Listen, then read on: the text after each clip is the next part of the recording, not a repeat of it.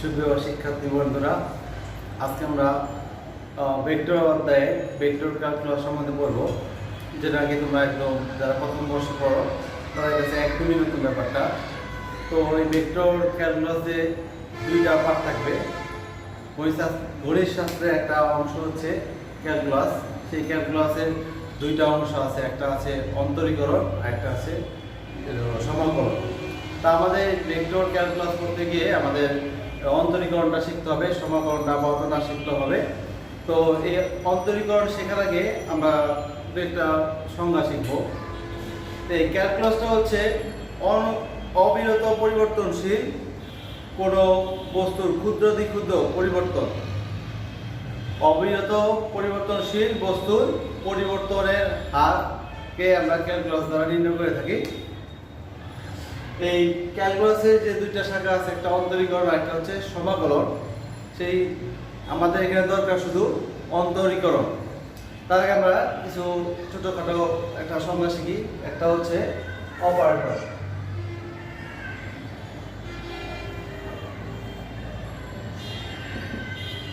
Operator জিনিসটা কি?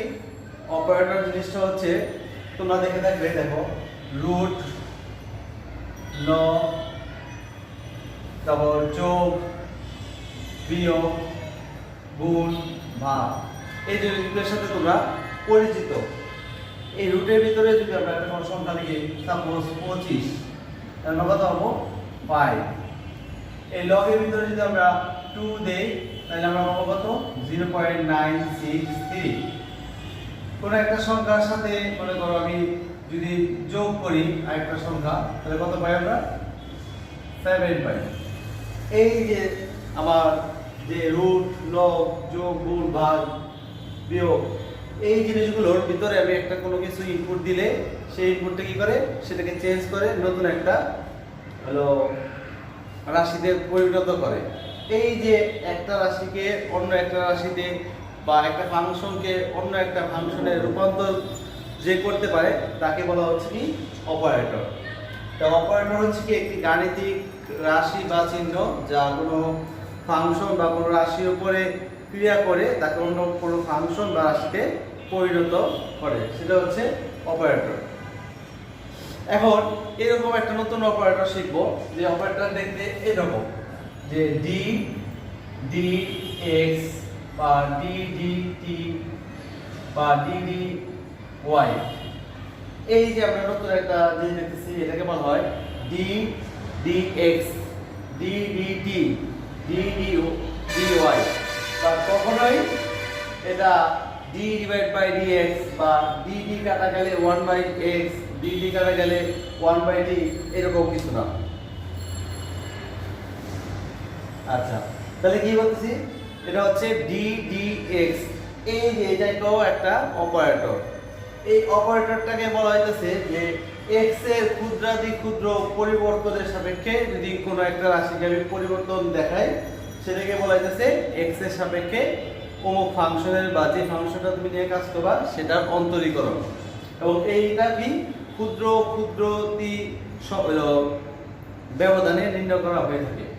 তো এটাকে বলা হয় ডি ডি এক্স, যে ক্ষুদ্রাতি ক্ষুদ্র x এর ক্ষুদ্রাতি ক্ষুদ্রাতি পরিবর্তনের সাপেক্ষে কোনো একটা ফাংশন বা কোনো একটা রাশি কি পরিবর্তন হচ্ছে সেই পরিবর্তনটাকেই আমরা অন্তরীকরণ করে থাকি। এবং সেটাকে বলা হয় যার সাপেক্ষে অন্তরীকরণ করব তাকে বলা হবে x এর সাপেক্ষে তোমার অমুক ফাংশনের বা যে ফাংশনটা তোমার দেওয়া থাকবে তার অন্তরীকরণ বা তার অন্তরজ।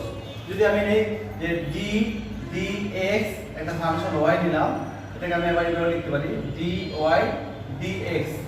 এটাকে বলা হবে কি x এর সাপেক্ষে y এর অন্তরীকরণ বা ডিফারেন্সিয়েশন, ঠিক আছে? আচ্ছা, তো এটা দিয়ে আমরা খুব একটা ভালো বুঝতে পারি না যে এটা একটা অপারেটর, এটা x এর সাপেক্ষে কোনো একটা ফাংশনের বা কোনো একটা রাশির পরিবর্তন নির্দেশ করবে খুব অল্প সময়ের মধ্যে। তাহলে জিনিসটা কি, এটা আমাদের বুঝতে হলে একটু গ্রাফিক্যাল দেখতে হবে। তো আমরা দেখি।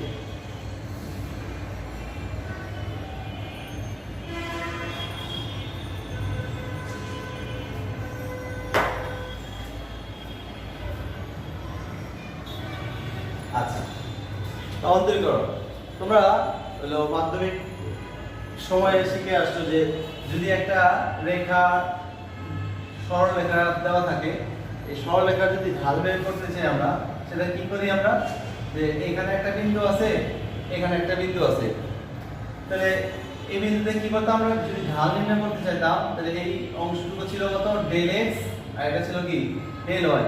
তাহলে এই সরলরেখার আমরা ঢাল কিভাবে নির্ণয় করতাম, ঢাল হতো del y by del x, তাই না?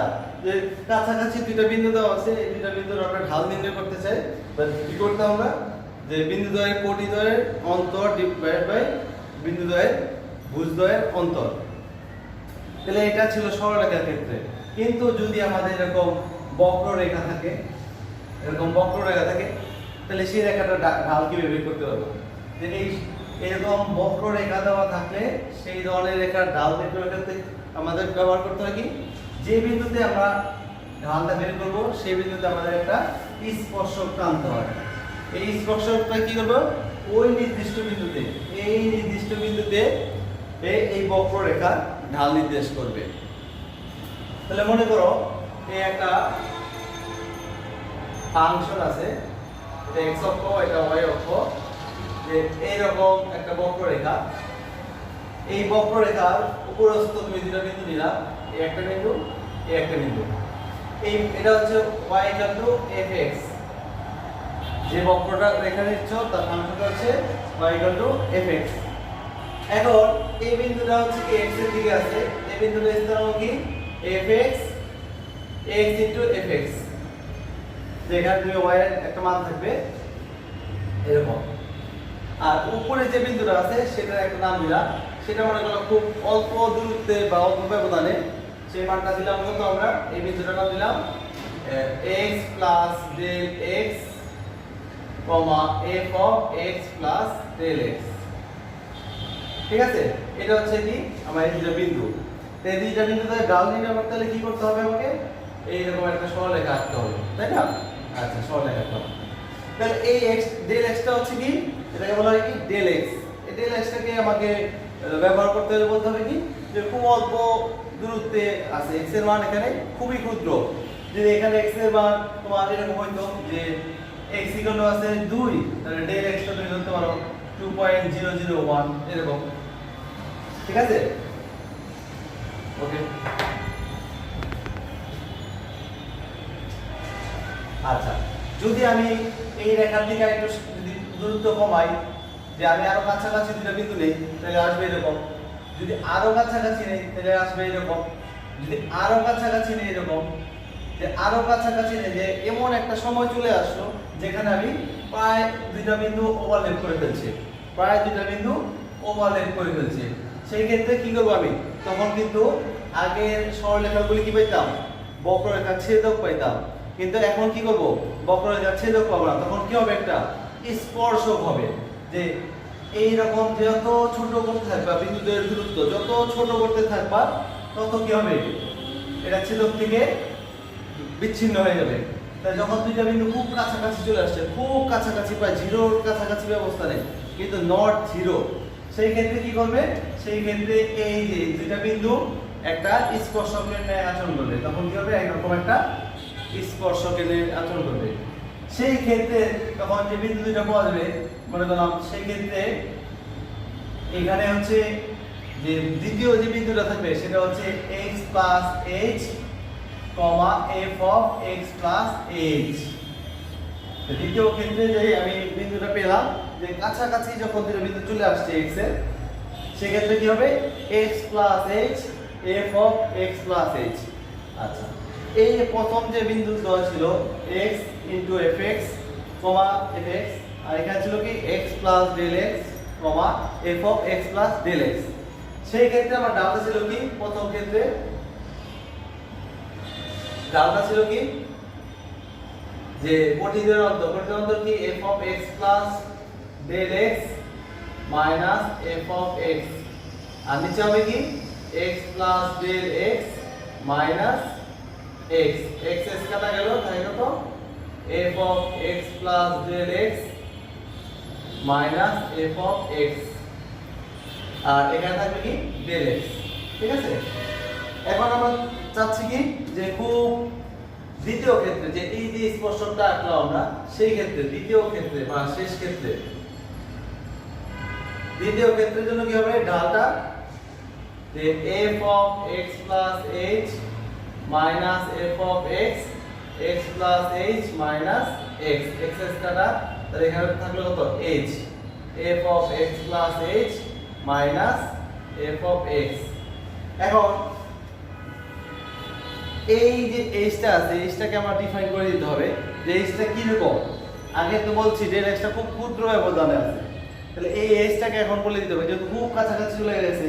অনেকে বলবে প্রায় দুইটা বিন্দু একই সাথে চলে আসে, কিন্তু যদি আমরা খুব সূক্ষ্মভাবে মেজারমেন্ট করি তাহলে আমরা কি দেখবো যে h এর মানটা আসলে পুরোপুরি শূন্য হয় না, কিছু একটা মান থাকতে পারে। যেমন 2 এর পর 5টা শূন্য তারপরে 2 এর পর 6টা শূন্য তারপরে, তাহলে তো আমরা এটা ডেফিনেটলি সামথিং একটা ভ্যালু পাবো অবশ্যই। তাহলে এই ধরনের ক্ষুদ্র পরিবর্তনের জন্য যে এই জিনিসটা তখন কি হবে, এটা তখন এই সরলরেখা দুইটা বিন্দুর মধ্যবর্তী সংযোজক সরলরেখার ঢাল থাকবে না। তখন কি হবে, যেহেতু একটা সরলরেখায় পরিণত হয়েছে একটা বিন্দু বরাবর একটা স্পর্শক টানছি, এজন্য এটা হয়ে যাবে কি ওই বিন্দুতে স্পর্শকের ঢাল, ওই বিন্দুতে স্পর্শকের ঢাল। তাহলে এই দুইটা বিন্দু যদি ডেফিনেট মান থাকতো তাহলে ঢালে একটা মান পাওয়া যেত। তুমি যত কাছাকাছি চলে আসছো ঢালের মান একটা নির্দিষ্ট স্পেসিফিক অবস্থানে চলে আসে, যে ওই বক্ররেখার কোনো নির্দিষ্ট বিন্দুতে x = 2 বিন্দুতে, x = 3 বিন্দুতে, x = 5 বিন্দুতে যে ঢালের মানটা কত সেটাই হচ্ছে কি বক্ররেখার স্পর্শকের ঢালের সমীকরণ, ঢালের মান। তাহলে এই ধরনের যে ফরম্যাটটা চলে আসছে, মনে করো আমার এখানে যে মানটা নিলাম সামথিং, যে x এর মান ছিল 2, এখন h এর মান আমি ধরে নিলাম কত 2.01, 2 পয়েন্ট, তাহলে কি জিনিসটা কি হবে f of 2 plus 0.1 minus f of 2, আর এখানে থাকবে কত হলো তোমার সরি h এর মানটা হবে 0.01, তাহলে কত 0.01। এরকম ভাবে তুমি এই কোন একটা ফাংশন যদি দেওয়া থাকতো সেখানে তুমি x এর মান প্রথমে 2 বসাইছো, পরের বার বসাইছো কত 2 হলো 2.01, যেখানে h এর মান হচ্ছে কত, h এর মান হচ্ছে 0.1। ঠিক আছে, সেই সব ক্ষেত্রে কি দেখবা তুমি একটা ভ্যালু শো করতেছে। এই জিনিসগুলোকে তোমার বোঝানোর জন্য একটা নতুন ফরম্যাটে তোমাকে সাজানো হয়েছে এরকম। এখন বলতে পারো যে h এর মান যদি কোনো সময় 0 হয়ে যাবে, নিচে যদি 0 হয়ে যায় তখন কি হবে, এখানে তোমার যে ফাংশনটা দেওয়া হবে কাটাকাটি করলে আমার 0/0 চলে আসতে পারে। কিরকম, ধরো f of x = x² - 4 x - 2, এখানে তুমি x এর মান 1, 1.5, তারপর 3, 4, 5 পয়সায় তুমি কি করো অলরেডি একটা মান পাবা। কিন্তু এখানে যদি তুমি x এর মান 2 এর দিকে অগ্রসর হতে থাকো তখন কি করবে, যদি তুমি x = 2 বসাও, f of 2 বসাও, তাহলে কি হবে 2 - 2, আর এখানে কত 4 - 4, তার মানে কি 0/0। সেক্ষেত্রে আমরা জানি কি এটাকে বলা হয় অনির্ণীয়। কিন্তু আসলে কি x এর মান কি 2 বসালে 0 পাওয়া যায়? যদি আমরা এটাকে একটু ভাঙতাম কেমন হতো, যে x + 2 x - 2 আর x - 2 কাটাকাটি করলে থাকবে কত এখানে x + 2। কিন্তু দেখা যাচ্ছে এখানে যদি 2 বসাইতাম তাহলে x এর মান কি হতো 4 এর দিকে গমন করত, কিন্তু এখানে এই সমীকরণ অনুসারে বসালে কি x এর মান 0/0 অনির্ণীয় বোঝায়। এটা দিয়ে বোঝাচ্ছে হলো তুমি যতই 2 এর দিকে অগ্রসর হতে থাকবা, যে x এর মানটা যতই 2 এর দিকে অগ্রসর হতে থাকবা তখন যে আউটপুট fx এর যে মানটা পাওয়া যাবে সেটা 4 এর দিকে গতিশীল হবে।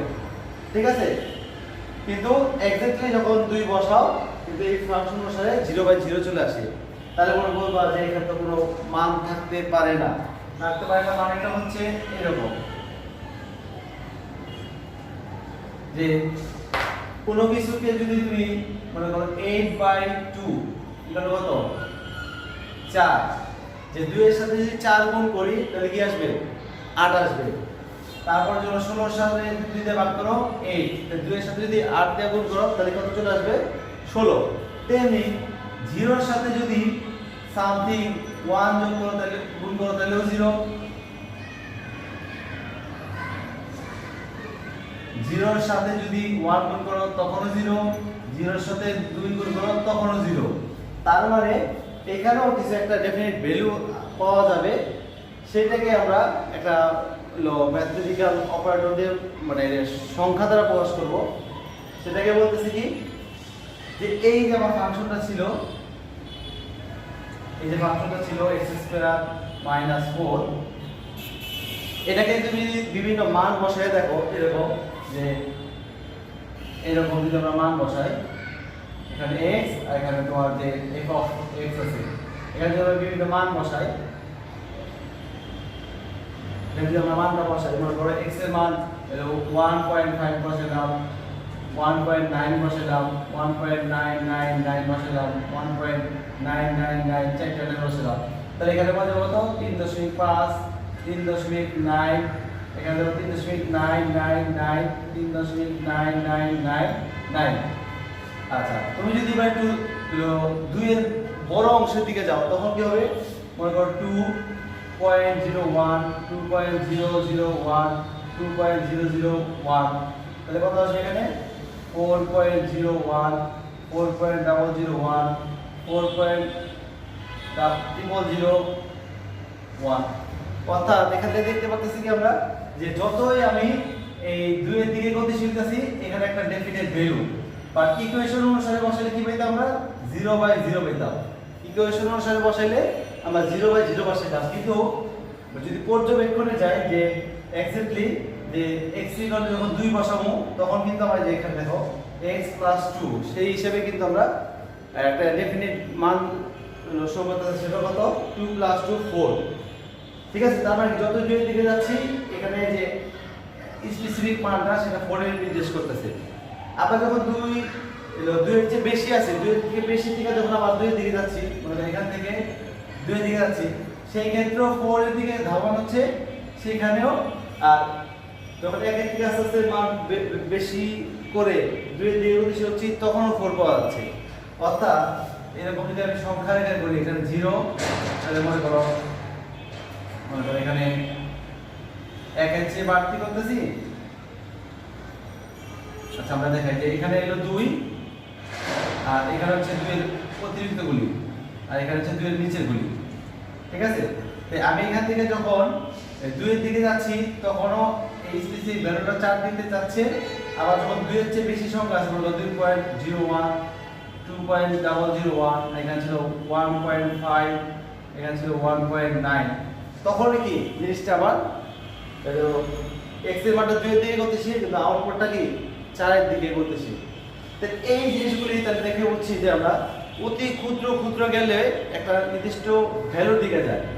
আমরা সেটা প্রকাশ করতে যাচ্ছি যে এই যে স্পর্শকের ঢাল যে দুইটা কিন্তু খুব কাছাকাছি, এই এইচটাকে আমরা কিভাবে ডিফাইন করব। এই এইচটাকে আমরা ডিফাইন করতে চাই এভাবে যে x এর মানটা এতই ক্ষুদ্র বাট নট 0। h এর মানটা এমন একটা অবস্থানে চলে যাচ্ছে যে একটা নির্দিষ্ট মানের জন্য, আমার স্পেসিফিক মানের জন্য, যে এই যে আমার বিন্দুটা এখানে x এর মান 2 মনে করো, সেই বিন্দুতে আমরা একটা স্পেসিফিক ভ্যালু শো করবে। সেইটার জন্য আমরা বলবো কি যে এই জিনিসটাকে প্রকাশ করব লিমিট h টেন্ডস টু 0, যে h 0 এর দিকে গতিশীল বা h এর মানটা 0 এর দিকে, তখন আমরা এটাকে বলি f(x)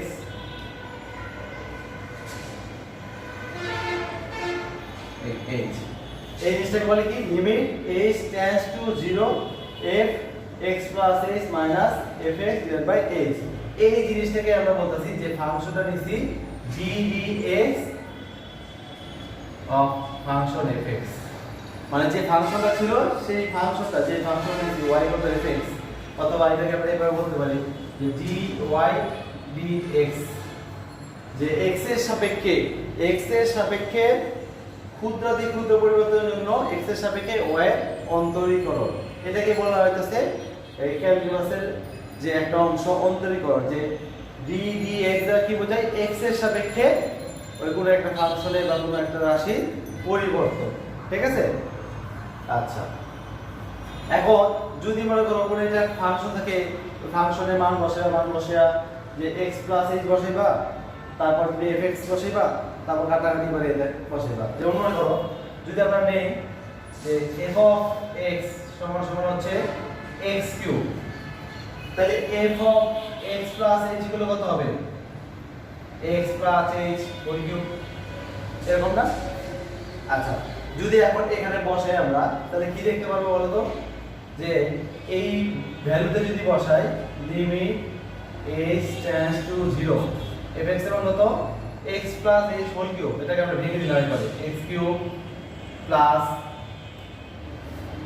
x cube plus 3x square h plus 3x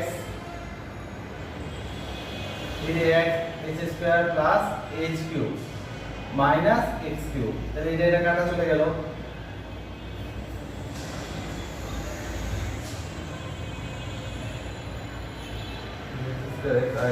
h। ঠিক আছে? আচ্ছা, তারপর হচ্ছে কি, তাহলে এখন যদি তুমি এখানে h এর মানগুলো তো বসাও,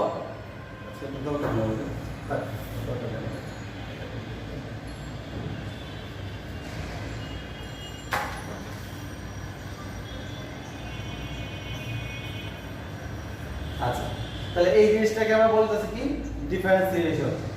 ঠিক আছে? তো এখন ডিফারেন্সিয়েশনের কিছু সূত্র আছে, সেগুলো আমরা একটু দেখব।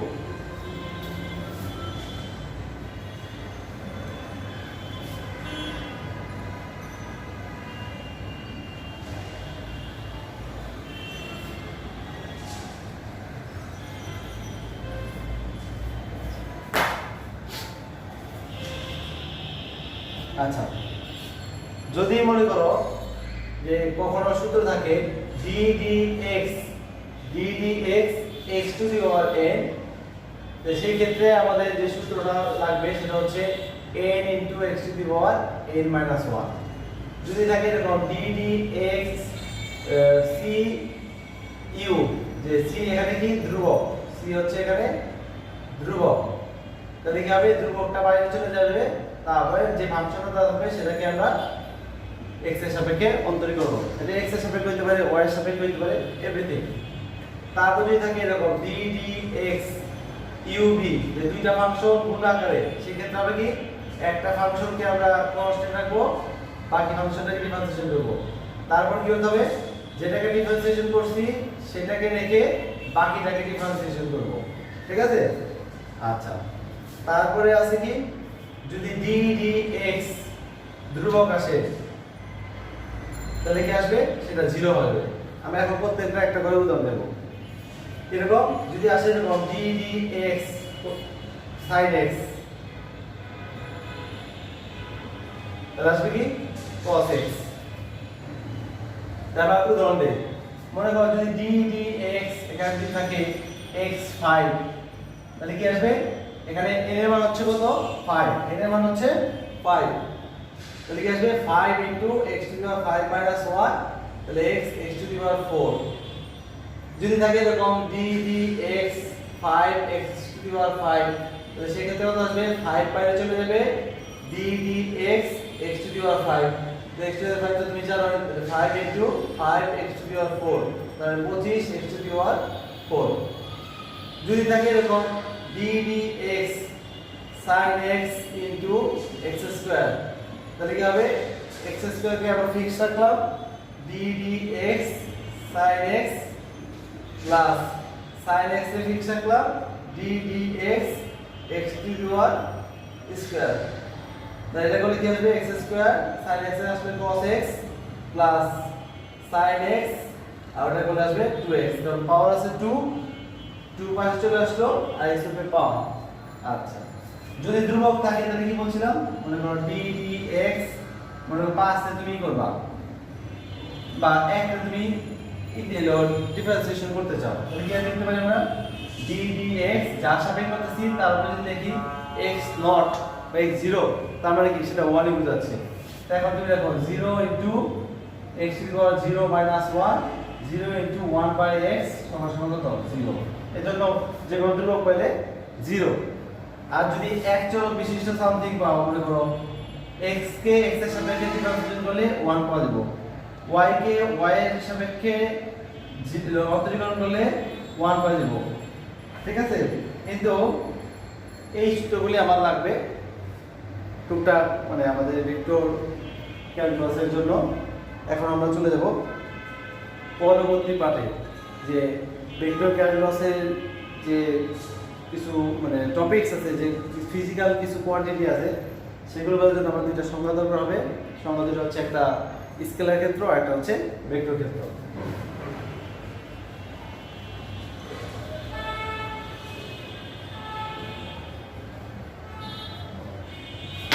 আচ্ছা, এখন আমরা চলে যাব vector differential operator. Vector differential operator, তো ভেক্টর ডিফারেনশিয়াল অপারেটরটা কি? ভেক্টর ডিফারেনশিয়াল অপারেটর হচ্ছে তোমাদের ডেল ডেল এক্স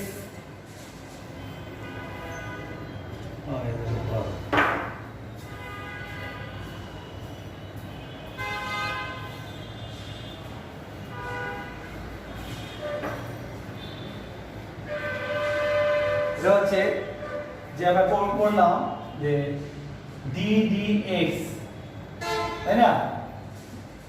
এরকম যদি আমরা তিনটা বিজ্ঞানী একটা অপারেটর বের করেছে যেটার নাম ছিল ন্যাবলা, এটাকে বলা হয় কি ন্যাবলা। এইটাকে বলা হচ্ছে তোমার ভেক্টর ডিফারেনশিয়াল অপারেটর। এরকম একটা অপারেটর যার সাংকেতিক চিহ্ন হচ্ছে, এটাকে বলা হয় ডেল ডেল্টা ডেল্টা এক্স বা তোমার ডেল বলতে পারো del del x i cap. যেহেতু এটা ভেক্টর ডিফারেনশিয়াল অপারেটর, এর জন্য কি থাকবে? তার ভেক্টর চিহ্ন থাকবে এবং তার সাথে যে তিনটা ডিফারেনশিয়াল অপারেটর আছে del del X plus del del Y J plus del del Z K hat, এই জিনিসটাকে বলা হচ্ছে ন্যাবলা। এবং এটাকে এটা প্রত্যেকটা হচ্ছে ন্যাবলা, বাট পুরো অপারেটরটাকে বলা হচ্ছে ডিফারেনশিয়াল অপারেটর, ঠিক আছে। এগুলো বলা যাচ্ছে ডেল ডেল্টা বলা হয় বা ডেল বলা হয়, del del x i cap, del del Y j cap, del j k cap, ঠিক আছে। তো এই ভেক্টর অপারেটরটা যদি কোনো কিছুর উপর আমরা হিট করি তাহলে সেই ভেক্টরটার কি অবস্থা হয় বা ভেক্টরটার ফিজিক্যাল মিনিংটা কি হয় সেটা আমরা দেখব। আচ্ছা, তার আগে শিখতে হবে আমাদের হচ্ছে স্কেলার ক্ষেত্র, আর একটা শিখতে হবে ভেক্টর ক্ষেত্র। স্কেলার ক্ষেত্রটা কি, ভেক্টর ক্ষেত্রটা কি? ক্ষেত্র মানে জানি কি, একটা তো সারফেস, যে তুমি একটা ফুটবল মাঠ নিয়েছো, ফুটবল মাঠটা একটা সারফেস। তুমি ডাইনিং টেবিলের উপরে খাবার দাবার বিছিয়েছো, ডাইনিং টেবিলের স্পেসটা কি একটা ক্ষেত্র। তাহলে যদি স্কেলার ক্ষেত্র বলতে বোঝাচ্ছে যে যে ওই ক্ষেত্রটা এমন হইব যে ক্ষেত্রটার একটা কোনো ডাইরেকশন থাকবে না, জাস্ট একটা মান নির্দেশ করবে। যে মনে করো তুমি একটা মাঠ ঘরে, তাহলে কোনো ক্ষেত্র যদি এমন হয়, তোমার কোনো ক্ষেত্র যদি এমন হয় যে ক্ষেত্রের উপরস্থ প্রত্যেকটি বিন্দুই এক একটা স্কেলার কোনো ফাংশনের সাথে স্কেলার ভাবে সম্পর্কযুক্ত, তবে সেইভাবে ক্ষেত্রগুলিকে বলা হইব স্কেলার ক্ষেত্র। কি বলছি যে কোন স্থানের বা কোন এলাকা বা কোন ক্ষেত্রের উপরস্থ প্রত্যেকটি কোন ফাংশনের প্রত্যেকটি বিন্দু যদি এক একটা স্কেলার ক্ষেত্র বিন্দু নির্দেশ করে, প্রত্যেকটা বিন্দু কি এক একটা স্কেলার বিন্দু নির্দেশ করে, তবে সেই ক্ষেত্রগুলোকে বলা হইব স্কেলার ক্ষেত্র। এরকম মনে করো তুমি একটা মাঠ নিয়েছো, এই মাঠের এই পাশটা হচ্ছে এক্স অক্ষ আর এই পাশটা হচ্ছে ওয়াই অক্ষ, ঠিক আছে। এখন তুমি এই মাঠের যে ঘাসগুলো আছে, এরকম ঘাস মাঠের উপস্থিত যে ঘাসগুলো আছে, এই ঘাসগুলোকে তুমি পরিমাণ নির্ণয় করতে চাও যে আমি একটা বিন্দু নেবো, আমি একটা অবস্থানে আছি, এই অবস্থানে এলো কতটুকু ঘাস আছে সেটার জন্য তুমি একটা ফাংশন নির্ণয় করলাম। মনে করো একটা ফাংশন তুমি আবিষ্কার করলাম যে phi x square y plus 2xy। এই যে ফাংশনটা আছে, এই ফাংশনটা হচ্ছে কি 2 ভেরিয়েবল একটা ফাংশন। এটাকে তুমি এখানে যে কোনো অবস্থানের জন্য নির্ণয় করার জন্য, যে কোনো অবস্থানে ঘাসের পরিমাণ নির্ণয় করার জন্য এই ফাংশনটাকে তুমি আবিষ্কার করছো। এখন মনে করো তুমি এই জায়গায় আছো, এই একটা অবস্থানে আছো, এখান থেকে দূরত্ব হচ্ছে y আর এখান থেকে হচ্ছে x। তাহলে তুমি x এর মান মনে করো এখানে বিন্দুটা দিলা হলো 2 আর 1। তাহলে এখানে যদি তুমি বসাও তাহলে কত, x এর মান 2 স্কয়ার ইনটু 1 প্লাস 2 ইনটু 1 তাহলে 4 প্লাস 4, তার মানে কি 8 সেমি কিউব 8 মিটার কিউব এখানে ঘাস আছে। এবারে তুমি আরো একটা বিন্দু নিলা, এখানে একটা বিন্দু নিলা। এই দেখো প্রত্যেকটা বিন্দু কি করতেছে, একটা করে স্কেলার কোয়ান্টিটি নির্দেশ করতেছে। যে তুমি একটা ফাংশন, এই ফিল্ডের উপর একটা ফাংশন কল্পনা করছো বা ফাংশন আবিষ্কার করে নিছো, এই ফাংশনটার মধ্যে যদি তুমি কিছু ভ্যালু বসাও তোমার অবস্থানের সাপেক্ষে, যদি সেটা স্কেলার নির্দেশ করে, যে প্রত্যেকটা বিন্দু স্কেলার নির্দেশ করে জাস্ট একটা কোয়ান্টিটি বা ভ্যালু, তাহলে সেটাকে বলা হবে কি তোমার স্কেলার ক্ষেত্র। আচ্ছা, যদি এরকম হয় যে তুমি একটা ঘরে আছো, ঘরের তাপমাত্রা নির্ণয়ের জন্য তুমি একটা ফাংশন কল্পনা করে নিলাম, তো ঘরের যে কোনো অবস্থানে যখন তুমি যাবা সেখানে এক এক অবস্থানে গেলে এক এক তাপমাত্রা পেতে পারো। সেক্ষেত্রে এই ঘরের টেম্পারেচার যে ফাংশনটা তুমি কল্পনা করছো, সেই টেম্পারেচার ফাংশনটা কি করবো, ওই ক্ষেত্রের জন্য স্কেলার ক্ষেত্র বোঝাবে তোমাকে। আর ভেক্টর ক্ষেত্রটা হচ্ছে যে তুমি এমন একটা ক্ষেত্র কল্পনা করলাম, ক্ষেত্রের প্রস্থ প্রত্যেকটা বিন্দু এক একটা ভেক্টর নির্দেশ করতেছে, সেই ধরনের ক্ষেত্রগুলোকে বলা হইব তোমার ভেক্টর ক্ষেত্র। কিরকম, তুমি মনে করো একটা নদী, স্রোতযুক্ত নদীতে যে পানির যে কণাগুলো আছে, পানির কণাগুলো যে বেগ বা গতি সবগুলো কিন্তু সব জায়গায় সমান না। কোনোটা বেগ এদিকে যাচ্ছে, কোনোটা বেগ এদিকে যাচ্ছে, এবড়ানো থেবড়ানো। এই যে তুমি বিভিন্ন ফরম্যাটে যে বেগ দেখতেছো পানির কণাগুলো, এই কণাগুলো কি করতেছে, প্রত্যেকটা বিন্দুতে তার কি আছে, একটা আলাদা আলাদা বেগ আছে, আলাদা আলাদা ডাইরেকশন আছে। কোনোটা হয়তো বেঁকে যাবে, কারণ মধ্যবর্তী অবস্থানে স্রোত বেশি, এখানে স্রোত কম, পানির দিকে স্রোত কম থাকে। তো এই যে বিভিন্ন দিকে ফরম্যাটে আবার কি হবে, কোনো কোনো সময় এরকম ঘূর্ণিপাক সৃষ্টি করবে। তাহলে এক এক সময় এক একটা করে এক এক রকম ভ্যালু নির্দেশ করবে, আবার এক এক সময় এক এক ডাইরেকশন নির্দেশ করবে ভেক্টর ক্ষেত্র। তাহলে জলের উপর অবস্থা প্রত্যেকটি কণার যে বেগ, সেগুলো কি করবো, ওই পানির যে স্রোতটা থাকবে সেটা কি হবে, ভেক্টর ক্ষেত্র নির্দেশ করবে।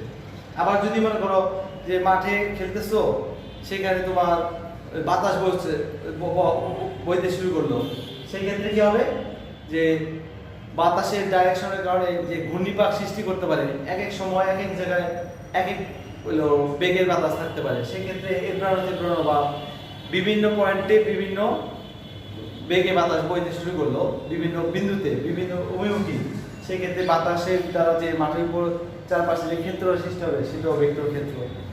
তারপরে মনে করো যে ফ্যান ঘুরে, এই ফ্যান ঘুরে, ফ্যানের পাখাগুলো কি করে, প্রত্যেক মুহূর্তে তোমার যে যদি রোটেট করে, যে এক এক জায়গায় এক এক রকম ভাবে বাতাস দিচ্ছে, সব জায়গায় সমান পরিমাণে বাতাস দিচ্ছে না। ফ্যানটা ঘুরাচ্ছে সবই, কিন্তু এই জায়গায় ফ্যানটার বাতাসটা একরকম, তার ডাইরেকশনটা একরকম, ঠিক আছে। এভাবে চারদিকে ছড়াই দিচ্ছে, সেটা হচ্ছে কি ভেক্টর ক্ষেত্র। আমার এই স্কেলের ক্ষেত্রে ভেক্টর ক্ষেত্রটা হইলো ফিজিক্যাল মিনিংটা হচ্ছে এরকম, যেটা আমাকে ভেক্টরের যে পরবর্তী যে সংজ্ঞাগুলো আছে বা টার্মগুলো আছে সেগুলো বুঝতে সাহায্য করবে, ঠিক আছে। এবার পরবর্তীতে আমরা গ্রেডিয়েন্ট, ডাইভারজেন্স এবং গ্রাফ সম্বন্ধে